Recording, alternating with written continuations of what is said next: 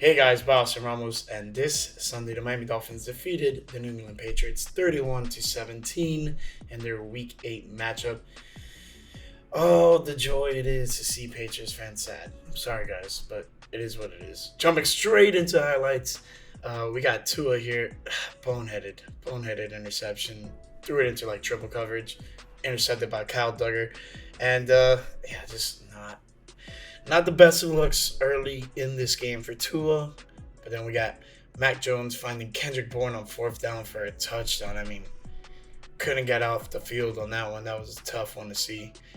The motion sets up a lot of stuff in this offense. Misdirection, just getting guys in speed. That's exactly how this Tyreek Hill touchdown came to be. Misdirection, and there you go. This is a tackle for a loss there by the Patriots. Off of the dump off to Salman Ahmed. How about Tua showing the wheels? Cuts off, but he points for the first down. Kyle Duggar getting a sack on Tua.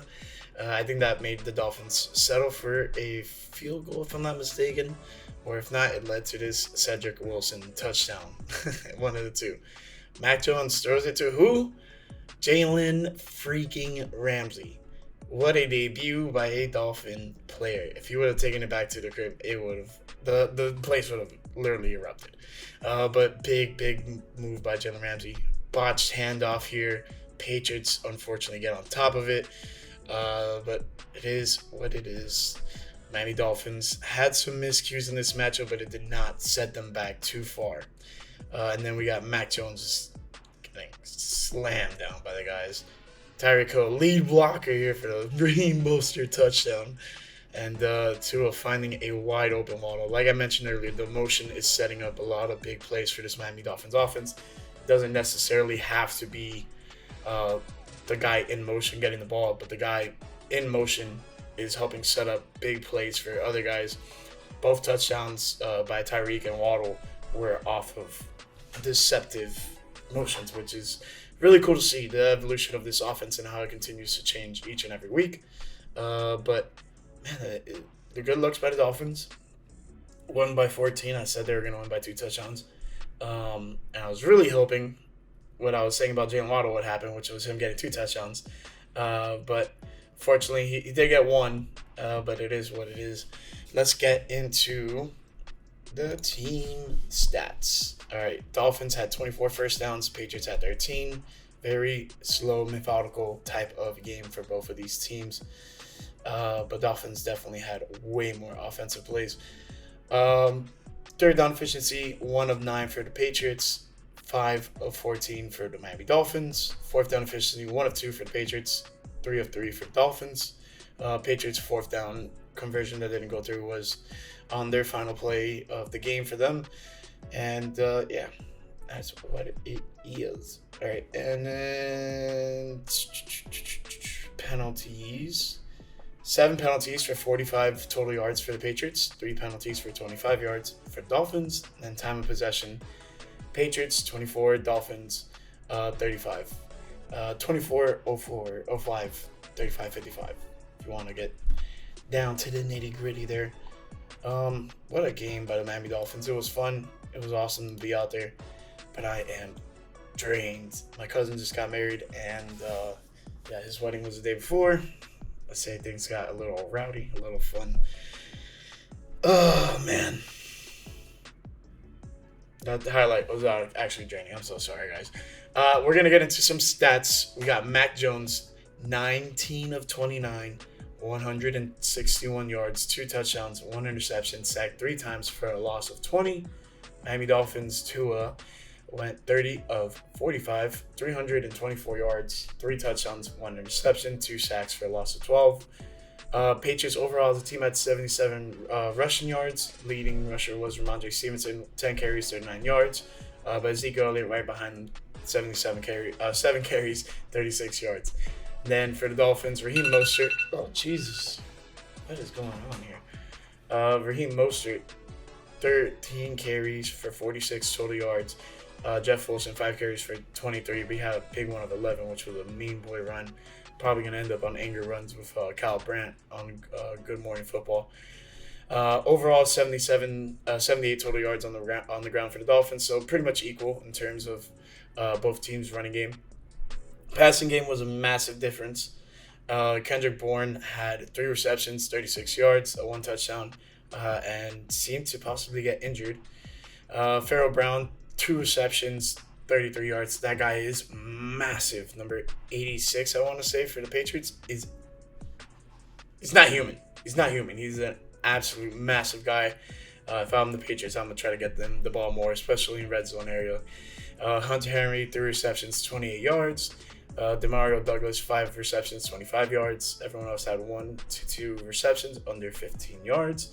Then Jalen Waddle was the leading receiver for the Miami Dolphins, 7 receptions, 121 yards, longest of 31, and 1 touchdown.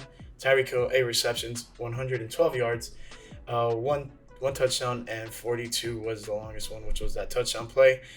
Tyreek Hill eclipsed 1,000 yards in the first 8 games of the season. So, well on track to possibly getting that 2K that he was saying at the beginning of the year, which I think he can do it. I think he's going to need like another monster 200-yard game at some point because there's definitely going to be some games that he's not going to eclipse 100 yards. But there's still time, and I think it's very possible and possibly within reach.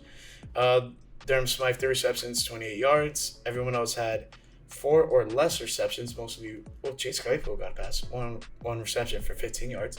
But Savon Ahmed, 4 receptions, 16 yards. Everyone else, 2 receptions or less, under 15 total yards.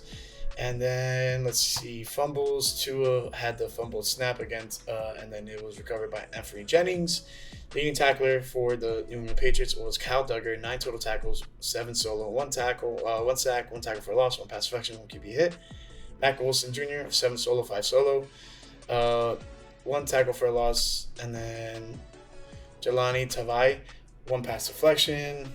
Jabril Peppers, 1 tackle for a loss. Christian Barrymore, 1 sack, 1 tackle for a loss, 1 QB hit. J.C. Jackson, 2 pass deflections. Jack Jones, a pass deflection. Same thing for Jonathan Jones. Keon White had a tackle for a loss, and that is about it for the Patriots. Jalen Phillips was the Miami Dolphins' leading tackler. 8 total tackles, 7 solo, 1 sack, 1 tackle for a loss, 1 QB hit. Following him was Brandon Jones, another guy who was, I don't believe he was making his return, but he was making a, more of a presence. His presence was felt. He was there on the field quite often today. So 7 total tackles, 4 solo for him, 1 pass deflection.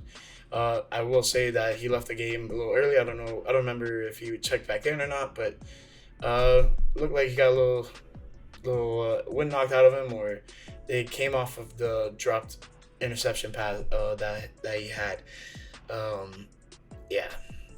Lousy Patriots. Trying to spear the guy after he tries to intercept the ball.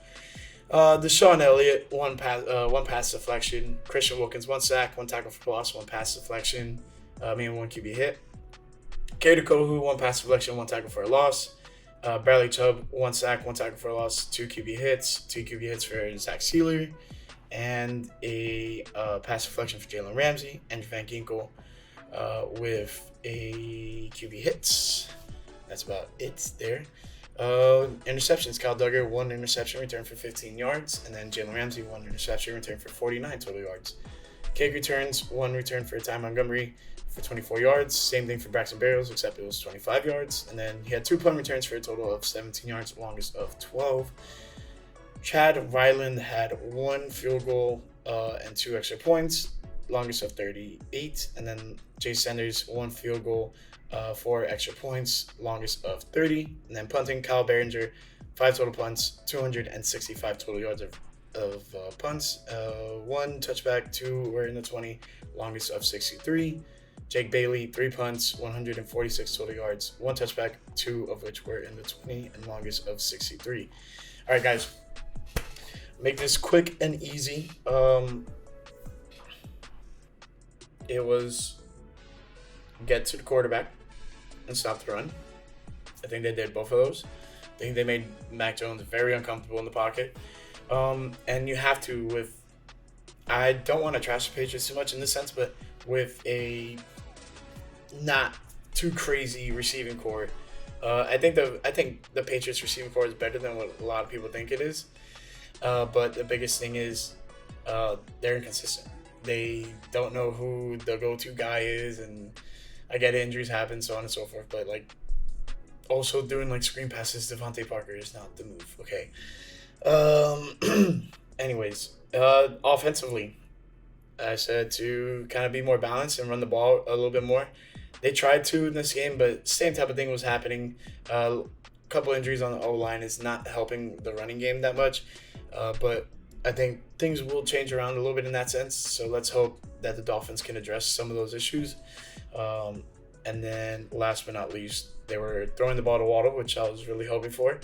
Big day for him, 7 total receptions, 121 yards, so and a touchdown. So not bad at all. He had 12 targets though, so lots of drops slash contested balls slash inaccurate balls, whatever you want to say.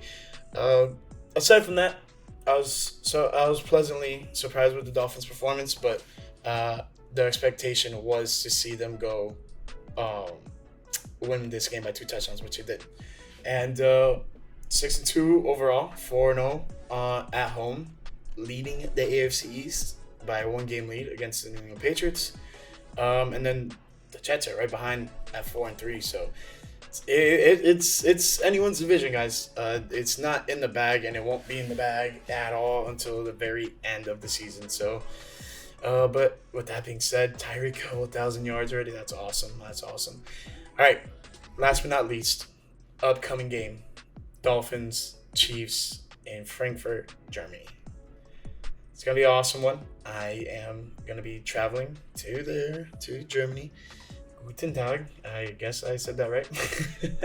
I'm gonna be traveling to Germany and watching the Dolphins game against the Chiefs, and it's gonna be Tyreek Hill's first game against the Chiefs since being traded. Man, oh man, I really wish that game was in Arrowhead. Like, I was gonna go to that game regardless, but now that's in Germany, it's like a little added incentive. But I also really wanted to go see that game in Kansas City. But should the Dolphins play the Chiefs in Kansas City in the future, with Tyreek Hill still on the roster, I definitely will drop everything and go to that game. So, but anyways, it was an awesome time. Went with one of my buddies from work, and he's a Patriots fan, and it was pretty good seeing him a little miserable and sad. I'm sorry, Boney, but it has to be said. But aside from that, Dolphins 6-2, 4-0 at home. Facing a tough opponent in a neutral site, in a completely different country on the other side of the world. So, tough matchup coming up for them, and let's hope things can be addressed in this running attack. Otherwise, this Chiefs defensive line could cause some issues. But you heard more about that when it comes to the game picks and the game preview. So, signing off, and let's go Fins. Peace out.